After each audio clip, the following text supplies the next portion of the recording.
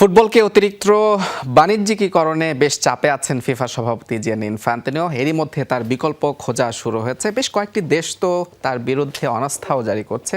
ভবিষ্যতে সভাপতি প্রার্থী হিসেবে তার প্রতি সমর্থন উঠিয়ে নিয়েছে। ফিফা সভাপতি জিয়ানি ইনফ্যান্তিনোর বিরুদ্ধে সেই অসন্তোষ আরও তীব্র হচ্ছে। এবার প্রথম দেশ হিসেবে তার পুনর্নির্বাচনের প্রতি আনুষ্ঠানিক সমর্থন প্রত্যাহার করেছে ওয়েলস ফুটবল অ্যাসোসিয়েশন। ইংল্যান্ডও হেঁটেছে একই পথে। বিশ্বকাপের অংশীদারিত্ব বেসরকারি বিনিয়োগকারীদের কাছে বিক্রির বিতর্কিত পরিকল্পনার জেরে এই অবস্থান নিয়েছে তারা। যদিও সমালোচনার মুখে সেই পরিকল্পনা এরই মধ্যে স্থগিত করেছেন ইনফ্যান্তিনো।